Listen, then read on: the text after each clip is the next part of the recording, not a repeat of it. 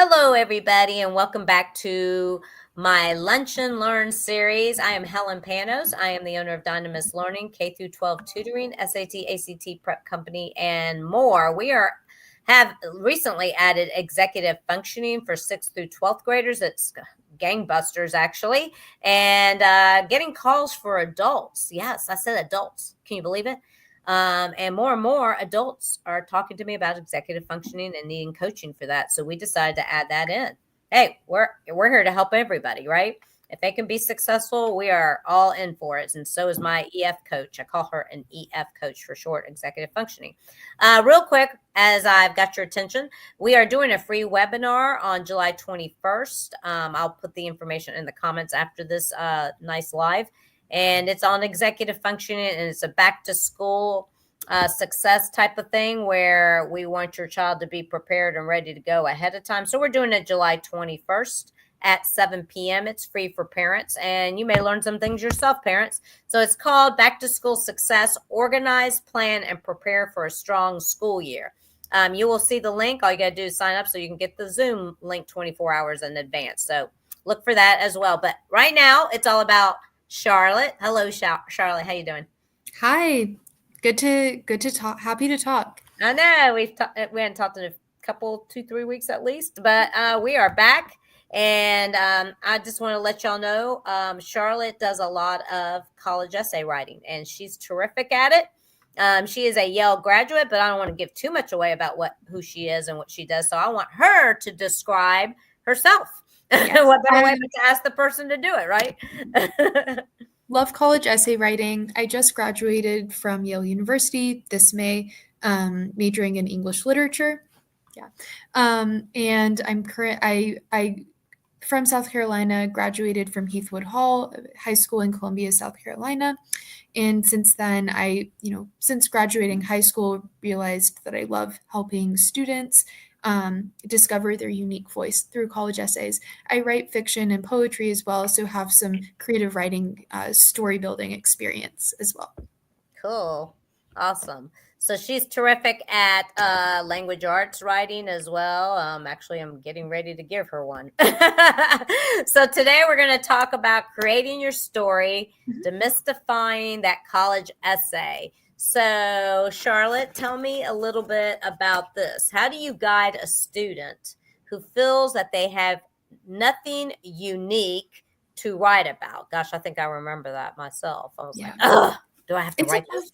It's a question, and I get this question a lot. I get this question, often. How, being at 17 years old, having spent, most of your life in middle school and high school, how do I find something to write about if, I spend my days at school, do sports practices, spend time with my family? Like, what's unique about my story? What I say to most people is that college essays, they don't have admissions officers want your college essay to humanize yourself and be an interesting, humanizing essay that shows the college admissions officers who you are behind your test scores. You don't have to be the first person to skydive off of a certain plane into a certain area. You don't have to be the first, the most, like so out of the boundary, right? Yeah, to write a strong college essay that helps your application considerably, you don't have to have some unique, never before seen experience. Instead, these admissions officers are looking for an essay that shows your perspective, the way that you think, and the way that you see the world, the things you're curious about, the things that matter to you. And I think that means, that rather than stressing about what specific unique thing you have, I think reflecting on what makes the specific way you see the world and the specific, the things that matter to you is a better exercise and leads to a college essay that is the best reflection of yourself and your application. That's awesome. You know what? If I was a college admissions person, that's exactly what I would be looking for too. After 25 years of my own experience and more, and I was a language arts person a lot of that time. So yeah, I mean, first of all, the way you write is important. Mhm. It's about standing out above the rest. I say that about dating too. How do you stand out above the rest? And when girls tell me, "Oh, I have a master's," I'm like, "Well, there's a lot of women that have masters. How are you different?" So it's interesting to see how people can't really see how they're different. I think they really hit a roadblock in trying to, and maybe it's like, oh, I don't want to shine, or I don't want to sound like I'm being egotistical or whatever, right? No, you need to be like egotistical. Talk about Mhm. how you're different. Mhm. And difference in I think there's this misconception that, to take the master's analogy, you know, to write a good college essay, I have to show that I am the first person to take like 21 APs or have so many degrees. That's not necessarily what the admissions officers are looking for. They're looking for the reason why you like took those certain classes or why you care, like that humanizing angle Ah, rather than the another thought. achievement. Yeah. Exactly what you were saying earlier, like, Mhm. what made you do that? Mhm. Why did I start my tutoring business? Well, I Exactly. saw there was a need. Here's an example, guys. I saw there was a need that public schools could not, reach. Exactly. Because because there's so many students in the classroom, right? Number one, there's so many different learning styles now, and it's really impossible for any even great teacher to be able to hit upon your child. And I saw what was needed, being a 504 chair, being a gifted lead. So I saw both sides of it. And a lot of gifted kids do have 504 plans, actually. So I could see what was going on. And I sat in so many meetings that I could tell, right? So that's an example of what we're talking about, guys. That's just my thought process toward why did I start my business? People will ask me that, and it's a great story. Uh, Exactly. That could be a college admissions story. exactly. So, how about what's your process for giving feedback that improves an essay without taking over the student's voice? Sure. That's another question that I get often. Um, you know, Whenever I'm helping someone edit their college essay, I'm not the one who's writing the essay. I'm not applying to this college. How do I help the student's voice shine? Um, an example of my method is that I first try to highlight what's working in the essay. And then what can we keep in the next draft? What's good? Like what certain scene, what certain sentence, what certain idea or reflection is good, is working in my opinion. And then we talk about what maybe isn't working so much and what needs a bit of a change, a reorganization, a rephrasing, some more thought, some more reflection. And when I talk about the aspects that aren't working as much, I don't, I try to have a conversation about what's not working rather than Mhm. giving my students a particular like prescription, like you should change this scene to X. Rather we have a conversation about like what were you thinking then? What, did you have did it can you think of another way to say this? I try to ask my students questions that guide them to the best way to phrase their essay rather than prescribing things. Oh, And cool. yeah. And I these like that. this is usually for, obviously larger things in the essay, like the transitions, scenes, kind of the main takeaway or the main reflection, the larger things in the essay, those larger kind of pieces of the essay, I try to guide the student towards. Mhm. Cool. That's Yeah. great.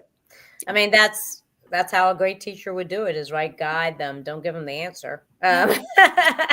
Because if Charlotte's writing, it's going to sound like somebody else, right? And somebody else's Exactly. thoughts. Exactly. We can get it done, Nowadays, but that's not what you want. exactly. The college admissions officers aren't looking for an essay that sounds like a college graduate. They'll be able to tell too, that certain word choice, phrase, they can tell when the essay sounds like it's written by someone else. They're looking for essays that sound like they're written by 17-year-olds. Mm-hmm. Yeah. That's awesome. Yeah. Yes. I love it. So, do you have one that you can talk about off the top of your head real quick that maybe there was something in their essay that you're pretty sure you were like, yeah, this is going to be the story, or this is the thought, and it was like, and they did get into the college of their choice, possibly without giving out any names or anything like that, or anything that would identify them really. I don't know if there's anything Also, that I comes. can talk about my college essay. Oh, great. That'd be If perfect. that's okay. Yes. So I wrote about I went to I was in high school during COVID, my junior year of high school and senior year of high school, and I wrote about doing these daily runs in my neighborhood during COVID because there's really nothing else I could do at the time.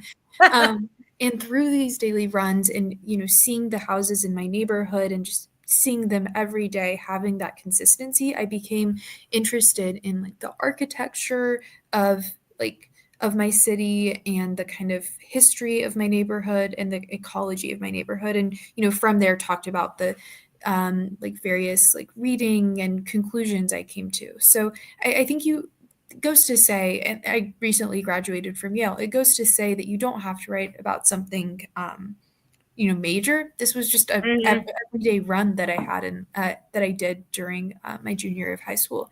But it matters what kind of what it meant to you, and those runs meant like the intellectual exploration of like architecture, history, ecology, like the paths that activity led me to. Cool.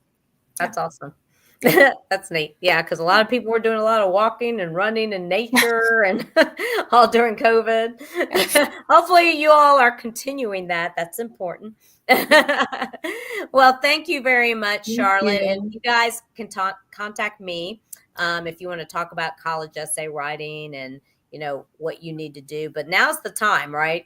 Charlotte, do you want to talk about time frame and timelines real quick? Yeah, the Common App application, the Common App opens in August. So supplements, those specific school supplements are released in August.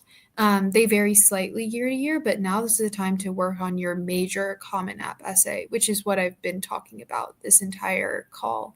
Those early school deadlines are coming up pretty fast in the fall, October and so on. So now really is the time if you have those early deadlines to start working on your Common App. Yeah, if you're definitely trying to get an early decision, now's the time. If you're a little bit later Yeah. and you're procrastinating, or let's say you're in Italy right now and you're not thinking about college essay writing, then you may show up in August, but I wouldn't wait too long because it does take how many sessions usually, Charlotte, would you say to I would say get it? for Common Apps, usually it depends where you're starting, but if you're starting from no idea at all, I'd say 6 to 8 sessions. Okay, 6 to Yeah, 8 it sessions. goes down. If you have a draft, if you have an idea, if you have a pretty Hmm. solid version of your essay, shorter. But I'd say if you have no idea and we have to start from square one, 6 to 8 sessions is usually the like sweet spot. Okay, great. Yep. Yeah. So figure, guys, 6 to 8 weeks. I mean, of course, you can Mhm. double the weeks up, and then it Meet becomes only 4 2 times a week. weeks if that's all we have. But hey, we've done that with SAT, ACT prep too. So if Mhm. that's what it is, that's what it is. But Mhm. this is very important. So this is like a big piece of how they choose where you go, and if you get accepted. So I'd say try not to wait 6 weeks out. All right, guys. Well, and if Charlotte gets me that timeline, I'll be happy to post that as well in the comments section, and I will post it up on my Dynamis Learning page, and you guys can see it there with all the deadlines, so you can plan ahead and backtrack that. All right, guys, have a great rest of your day, and we will see you again next week. I have a different guest. Her name is Angie Weber, and you definitely don't want to miss what she's got to say because it's all about the conversation that your family didn't know it needed. All right. We will see you next Wednesday at noon. Bye for now.